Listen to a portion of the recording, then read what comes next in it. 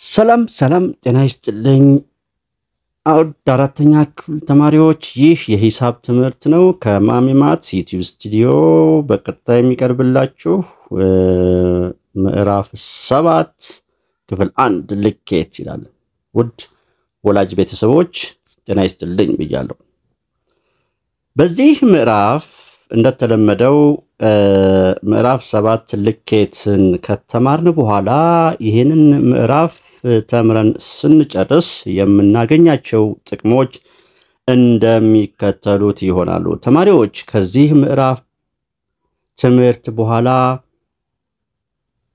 የርዝመት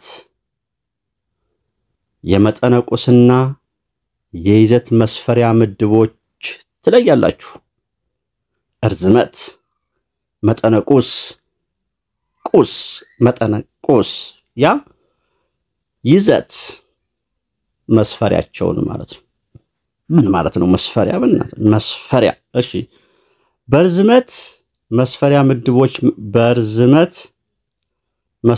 ምድቦች መካከል ያለውን ዝምድና ትለያላችሁ በርዝመት ላይ ሴንቲሜትር ሜትር ኪሎሜትር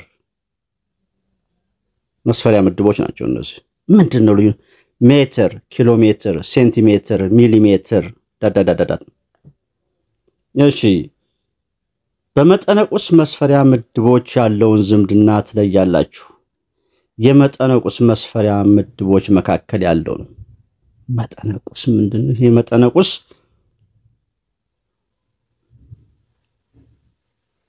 በይዘት መስፈሪያ ምድቦች መካከል ያለውን ዝምድና ተገነዘባላችሁ እሺ ዝቅተኛ መስፈሪያ ምድቦችን ወደ ከፍተኛ መስፈሪያ ምድቦች ሴንቲሜትርን ወደ ሚሊሜትርን ወደ ሴንቲሜትር ወይም ሴንቲሜትርን ወደ ሜትር ወይም ሜትርን ወደ ኪሎሜትር የመቀየር ስራ ማለት ነው ምንድነው ከፍተኛ መስፈሪያ ምድቦችን ወደ ዝቅተኛ ትቀይራላችሁ ይሄ ደግሞ አሁን ያልኳችሁ ቫይስ ቨርሳ በተቃራኒው ማለት ነው ኪሎሜትር ወደ ሜትር ሜትርን ወደ ሴንቲሜትር ሴንቲሜትርን ወደ ሚሊሜትር እሺ ዋና ቃላት እርዝመት ይዘት መጠነቁስ እቺ መጠነቁስ መጣች ጉድ ነው ምድብ እኔም አልነግራችሁም እንድትጓጉ መጠነቁስ ልብ ብላችሁ ከሆነ መጠነቁስ ላይ ጃምፕላት አለው እዚህ ጋር ለምሳሌ ስለ ርዝመት መስፈሪያ ምድቦች ብዬ ካብራራውላችሁ በኋላ መጠነቁስ መስፈሪያ ምድቦች ጃምፕላት እዘላታለሁ እንድትጓጉ ነው እሺ እንድትይዟት እርዝመት ይዘት መጠነቁስ ምድብ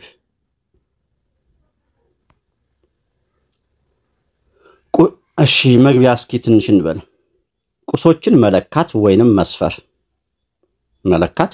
መስፈር የጂኦሜትሪ ዋና መለያው ነው ጂኦ ማለት አርዝ ሜትሪ ሜዠር geometry the measurement of earth ከዛ የመጣ ነው መሬትን ስለመለካት ተጀመረና geometry geo ማለት earth ማለት ነው metry measure geometry measurement of earth መሬትን መለካት ከሚል ተነሳና ይድሮ በጥንት ጊዜ ከዛ ተነስተው እንግዲህ ይሄ geometry ተስፋፍቶ እነዚህን የተለያዩ መጠነቁሶችን ስለመለካት ያደገ መጣ ከጥንት ታሪክ ጀምሮ የተግባር ፕሮብሌሞችን እንደ እርዝመትን በሁለት ከተሞች መካከል ያለ ርቀትን በሁለት ከተሞችን አስቡ አዲስ አበባ ደሴ ወልዲያ ኮምቦልቻ ዳዳዳዳ ሐረር ድሬዳዋ ጀማ ጎንደር ባህር ዳር ነቀምት አርባ ምንጭ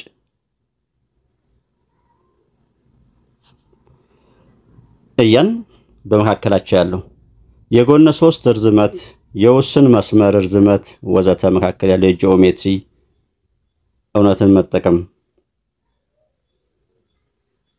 ከናወናል። እንዲሁም ጂኦሜትሪ የሚለው ቃል ትርጉም ከመለካት ወይም መስፈር ጋር የተዛመደ ነው ብያችኋለሁ አይደለ?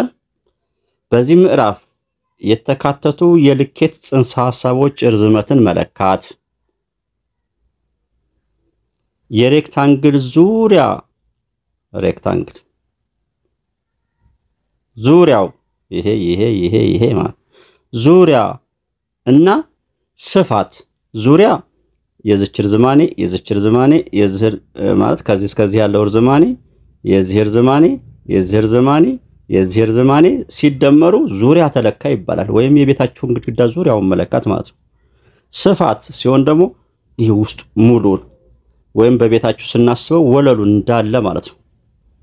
ስፋት ሙሉን ይሄ በሙሉ ሲለካ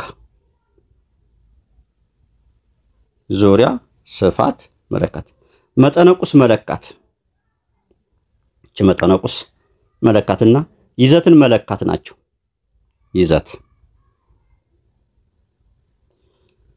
ይዘትን የሚያዙልኝ መጠነቁስ መጠነቁስ በደንብ ጓጉሽ። መጠነቁስ እነዚህን መጠኖች እንዴት መለካት እንደሚቻልና በምድባቸው መካከልም ስላለው ዝምድና እንዲሁም በጂኦሜትሪ ውስጥ የምንጠቀማቸውን ዋና ዋና መስፈሪያዎችን ትማራላችሁ። ርዝመትን መለካትና ርዝመት መለኪያ ምድቦች ትንሽ ነገር እና ይበቃናል ለዛሬ። ከዚህ በታች የተሰጡትን ውስን ቀጥታ መስመሮች ማስመሪያ በመጠቀም ለኩ። አሁን እናንተ መጽሐፉ ካላችሁ ከዚህ ተነስታችሁ እስከዚህ ድረስ ያለችውን በማስመሪያ ስንት ሴንቲሜትር እንደሆነች ይችንም እንደዚሁ ማለት ነው። የትኛው ውስን ቀጥታ መስመር ከዚህና ከዚህ ማለት ነው ውስን እዚህ ጋር የትኛው አጭር ነው ርዝመቱ አጭር ነው የትኛው አጭር እንደሆነ እዚህ ስንመጣ ደግሞ የትኛው ረጅም ነው ከዚህና ከዚህ ረጅሙ የሚከተለውን ስዕል ተመልከቱ። እዚህ ጋር የምታዩዋቸው እነዚህ ተመልከታችሁ። ከታዬ አልማዝ ብሩ እና ፋጡማ ማን ይረዝማል ማን ያጥራል? ብሩ ይሄ ነው ያው ይነበባል። አልማዝ ታዬ ፋጡማ። ረጅሙ ማን ነው? አጭሩስ ማን ነው? አሁን ሳትለኩ ረጅምና አጭሩ ብሩ እንግዲህ ረጅም ነው አይደል? ብሩ ዘንጣለች ረጅም ነው። ፋጡማ እሺ አጭር ነች። አሁን ሳትለኩ ነው የተናገራችሁት። ጎን ለጎን ስለቆሙ ይሄ ረጅም ነው ይሄ አጭር ነው ማለት ይቻላችሁ። ለየብቻ በተራርቀው ቢቀመጡ ኖሮ ግን ማን ረጅም ነው ማን አጭር ነው የሚለውን በግምት ልትመልሱ ትችላላችሁ። በጣም የተለያየ ልዩነት ካላችሁ ጎራ ያለ ልዩነት ካላችሁ ማለት ነው። የተቀራረበ ከሆነ ግን ምን ያስፈልገናል? መለካት ያስፈልገናል። ጎላ ያለ ልዩነት ካለ ማን ረጅም ማን አጭር እንደሆነ።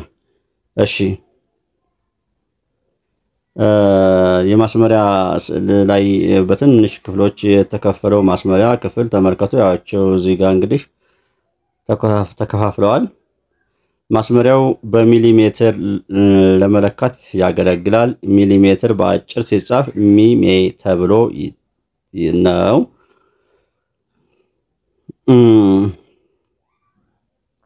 ሚሊሜትር ሴንቲሜትር በትናንሾቹ የሆኑት ሚሊሜትር እንላቸዋለን ነው።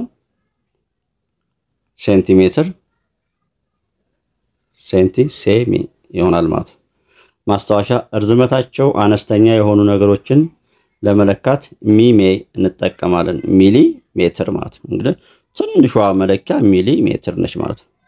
ለምሳሌ አነስተኛ ገጾች ያሉት መጽሐፍ ውፍረትና የጣውላ ውፍረት የመሳሰሉትን በሚሊሜትር ይለካሉ።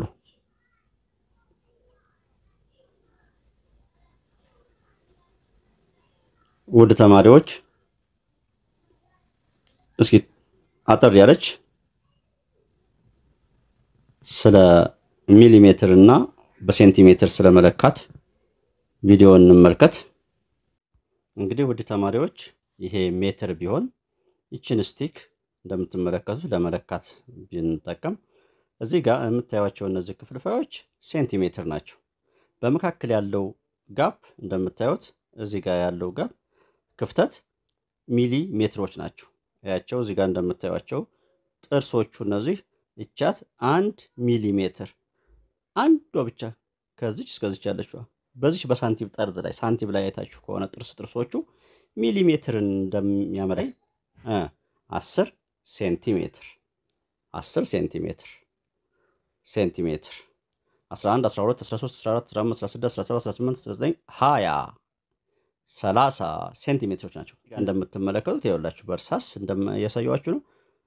ከ7 እስከ 8 ድረስ ባለው ጋፕ 5 ጥርሶች አሉ። ያት እዚህ ጋር 5 ከዛ አንድ ተረዘም ያለች አለች እንደገና 5 10 አሉ። አጠቃላይ 10 ጥርሶች አሉ ማለት ነው። 10 ጭረት አሉ።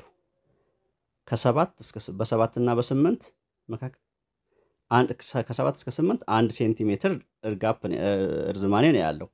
በመካከላቸው ስንት አሉ? 10 ጥርሶች አሉ። 10 ሚሊ ሜትሮች አሉ ማለት ነው። 1 ሴንቲሜትር እንግዲህ 10 ሚሊ ሜትር ነው። አሁን ይሄን የሞባይል ከቨር ወይም ይሄ ሞባይል ለመለካት ብንፈልግ ተመልከቱ።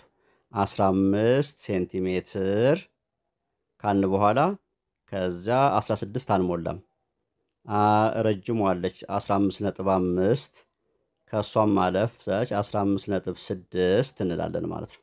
6 15